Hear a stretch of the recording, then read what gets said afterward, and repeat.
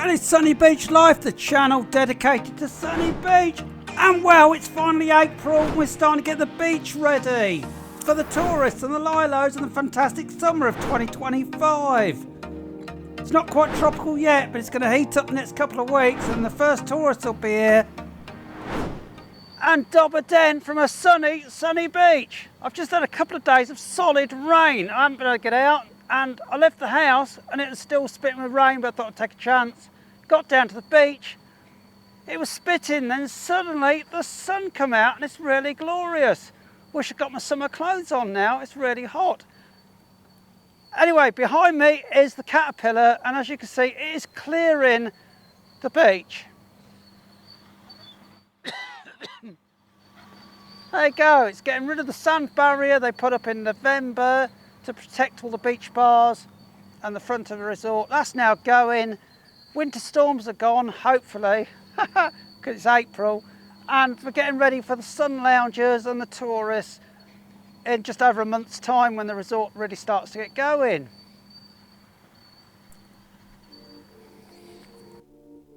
So I'll get my drone up to give you a better look at what's happening down at the front here.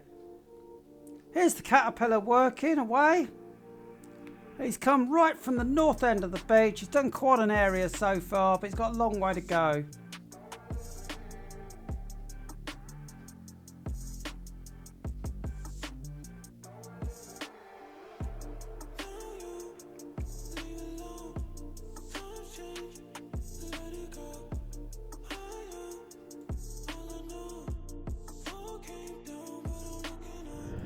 If you're enjoying the video and the Tisney Butona, hit the like button. Thanks a lot.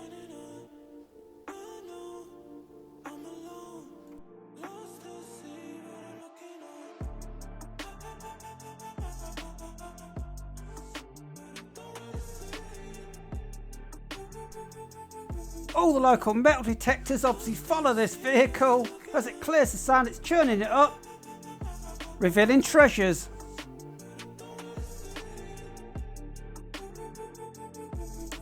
Did you lose something valuable last year on the beach? These guys are going to find it if you did. So I've finished filming. I'm coming back actually on autopilot here. I've pressed back to home. The drone knows where I am, where it took off. It's coming back to me. There you go. It's even going to turn around and be facing the same direction that it left in. And it's going to land within about a foot of where it took off, and it's been flying for about over 20 minutes. It's amazing. Comes back exactly to the right spot. These things are fantastic.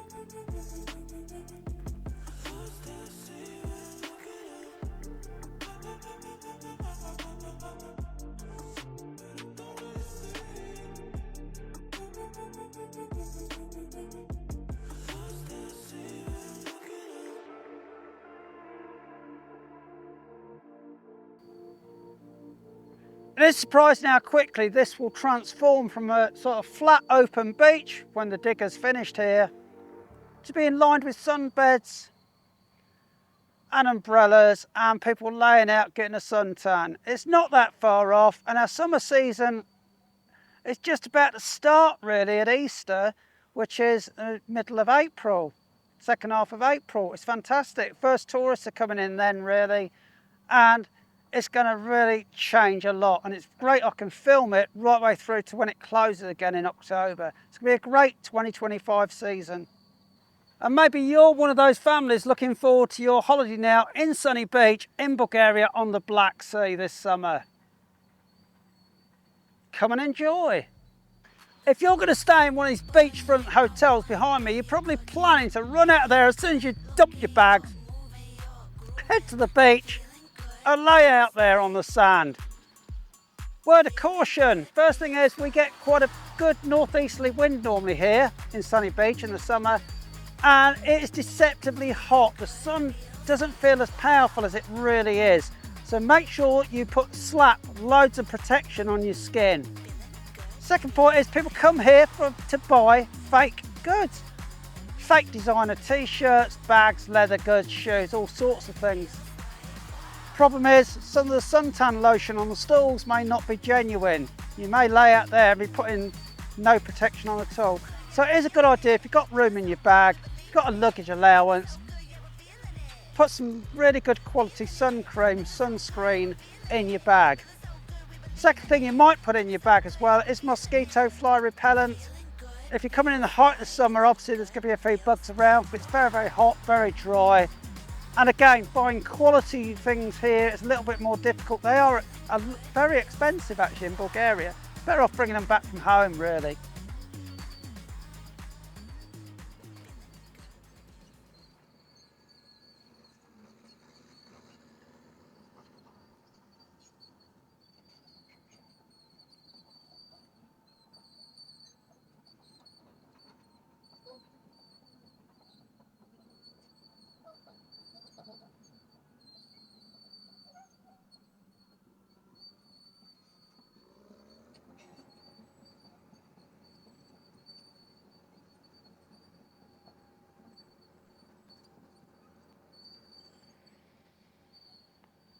Susan's back in the UK at the moment visiting family, and she's back in our hometown where we lived.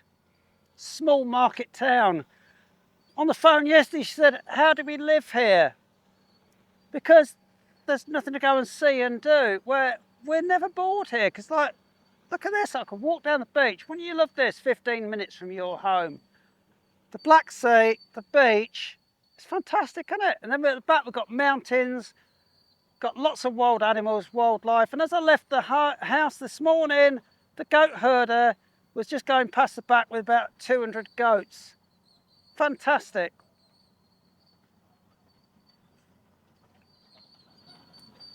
If you're struggling to book your hotel, have a look at this video. I just give all the ratings for the hotels. It's a guide to what are good and what are bad according to what guests thought when they stayed at them. Might help you decide which one to stay at in 2025. Remember, there's no fixed price for any of these excursions, these tours. People are going to be selling them for different rates, and they're going to be different things. It may be somebody's going to sell you tickets to Khan's Tent, which is up where you can dine and have an experience up on the hill there. But then somebody else will sell it at a different price. They're going to include a private taxi to get there or private transport. So you've got to really have a look at what's available and what you're getting priced for. And there are some longer trips and things available as well. You can take the coach out to the Blue Mountains, fantastic up in the mountains. It's amazing the scenery here. But I do get asked about the trips to Turkey, which are like 2 or 3 night visits to Istanbul.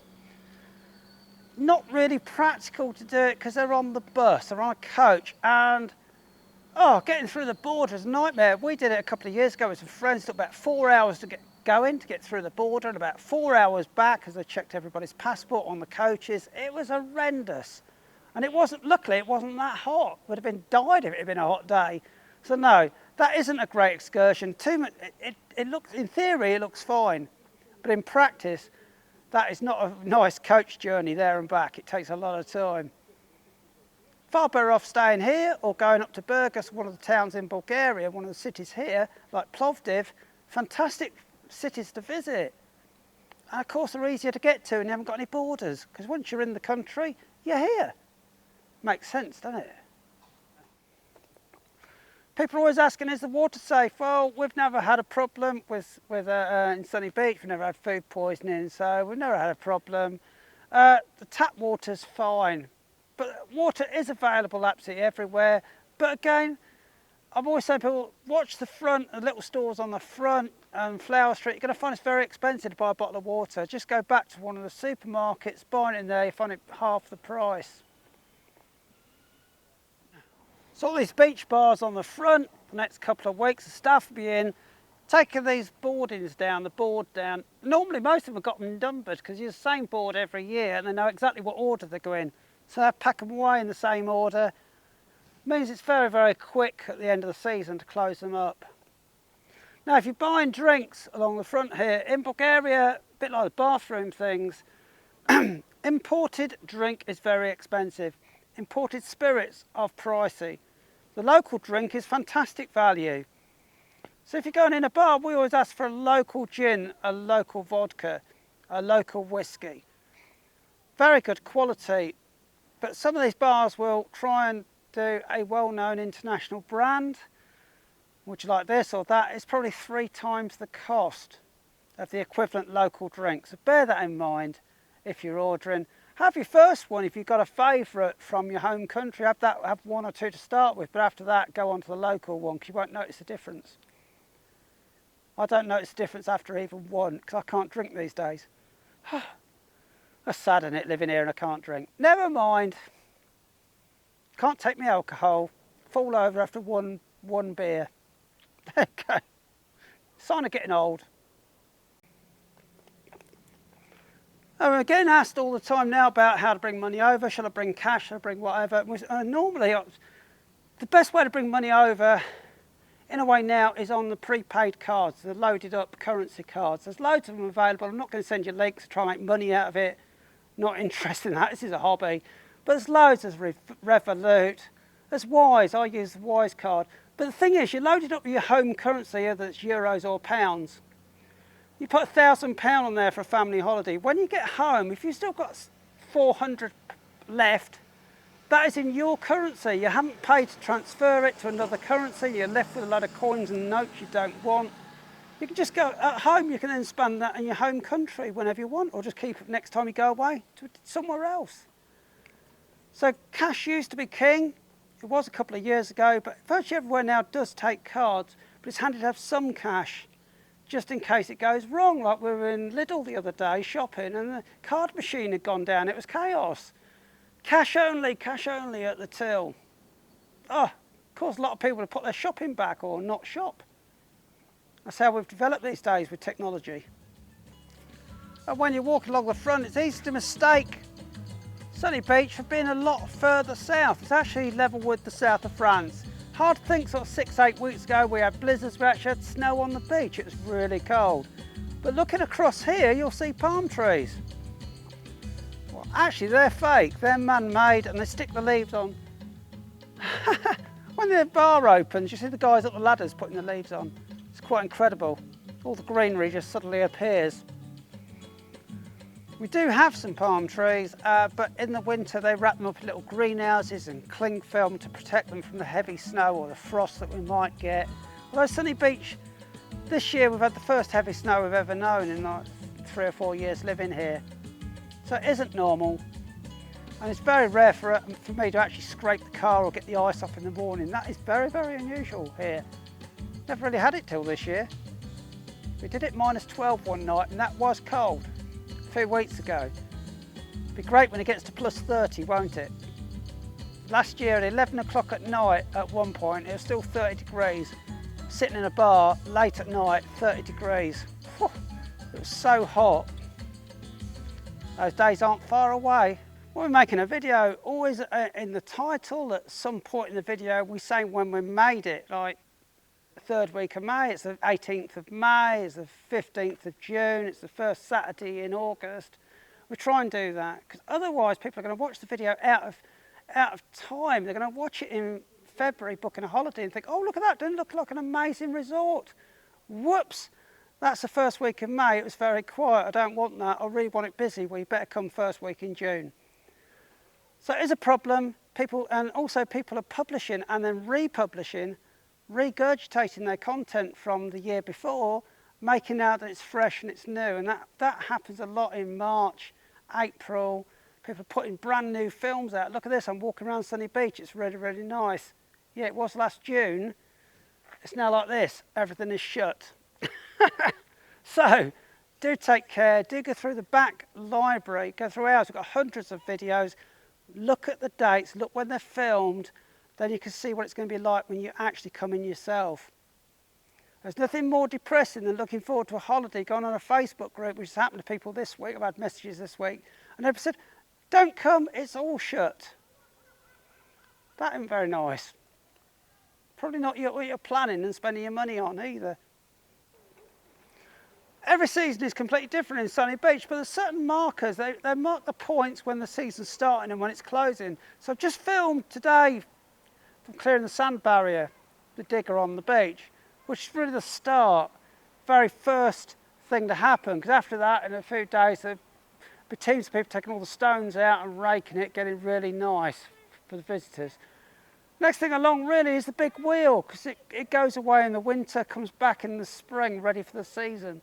So this is where we have a big wheel, a big Ferris wheel, and that will be here in the next few weeks, hopefully. Just shows that the summer is coming. I'd love to see it. When that comes, I know we're almost there. And it really is a time of contrast at the moment. In front of me, it is a blue sky over the sea there. It looks absolutely fantastic. Sun's out. Yeah, sun's still out. It's about to go in a cloud. But I don't know if you can see it behind me. The sky's absolutely dark. It's black. It looks like a horrendous storm heading in. So luckily I've finished in time. I can head back and put my tea on. Feed the cats. So anyway, it's ciao ciao for now.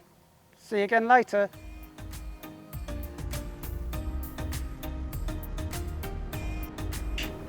Please subscribe so you don't miss anything in our videos, and watch one of our older playlists to see what the resort is like when it's busy.